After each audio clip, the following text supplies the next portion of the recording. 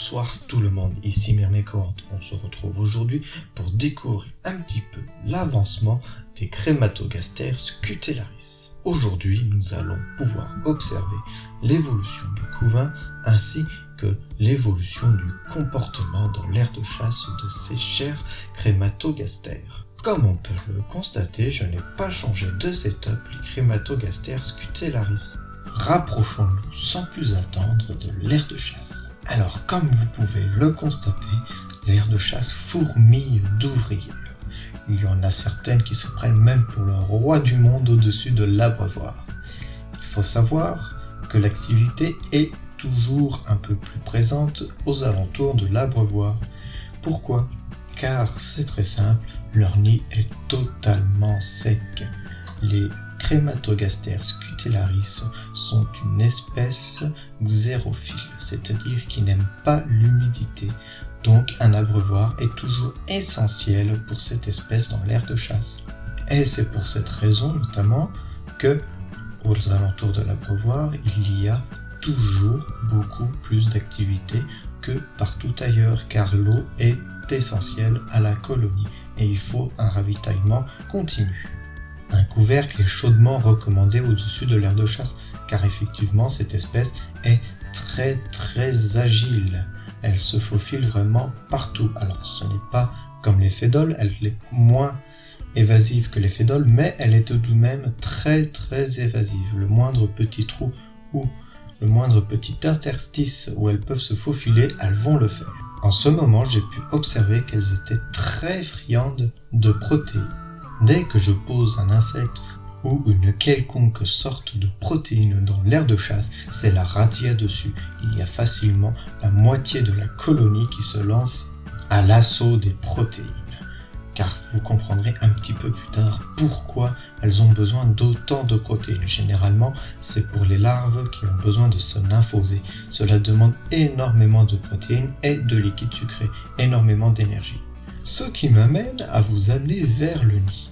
Je vous invite donc à regarder ce qui se passe d'un peu plus près. Comme on peut le remarquer, il y a différents petits amas roses. C'est leur réserve de nourriture.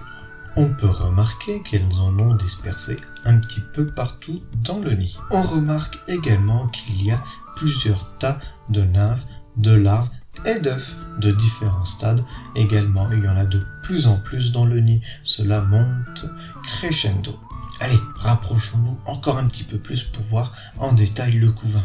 On remarque donc que les œufs et les larves premier stade sont proches de la gyne, alors que les nymphes et les larves dernier stade sont plus éloignées. On remarque qu'elles ont super bien trié leur couvain. Les larves qui sont prêtes à se nymphoser sont tout ensemble, alors que les nymphes le sont également, mais à côté. Elles ne mélangent pas leur couvain de manière chaotique comme certaines espèces peuvent le faire. Depuis mes observations, j'ai pu quand même observer quelque chose de plutôt intéressant à ce niveau-là.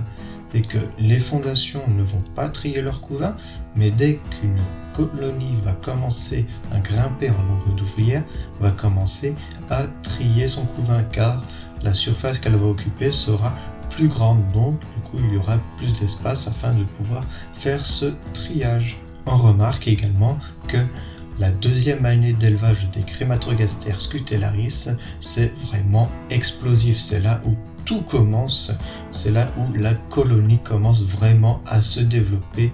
Donc c'est ce qui explique le besoin incessant de protéines et de liquide sucré de la colonie. Malheureusement, dans cette espèce, il n'y a pas de major ou de médium.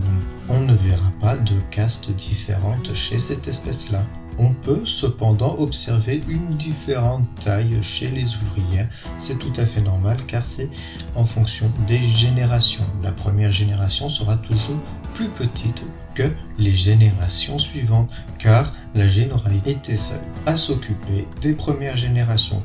Donc cette espèce-là, je ne prévois pas de les mettre en terrarium naturel comme les Sphaedoles pallidula ou d'autres espèces que j'ai spécialement en terrarium mais que je tiens secret pour le moment et une dont je garde pour moi car bon, j'ai pas besoin de vous dire toutes les espèces que j'ai. il faut bien que j'en garde un petit peu pour moi de mon côté. Également, les Camponotus aberreri resteront en nid, tout comme les Camponotus ligniperdants.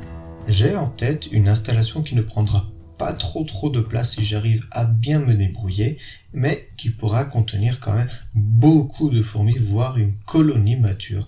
Mais tout ça, ce sera à voir plus tard au fur et à mesure.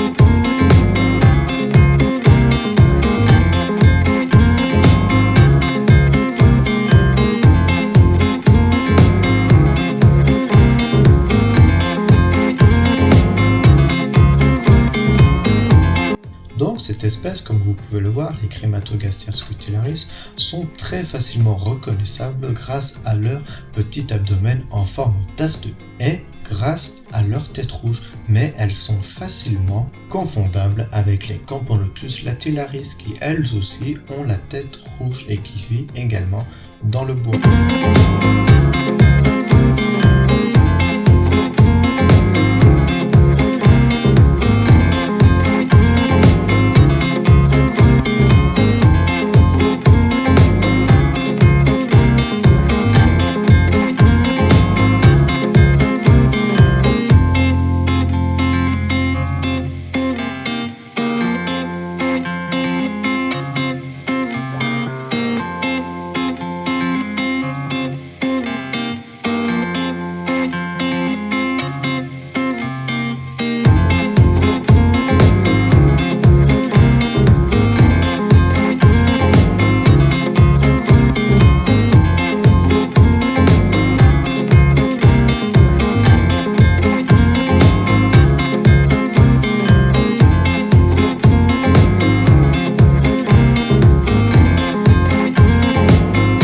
Donc voilà, c'est ce qui signe la fin de cette vidéo. J'espère qu'elle vous aura plu.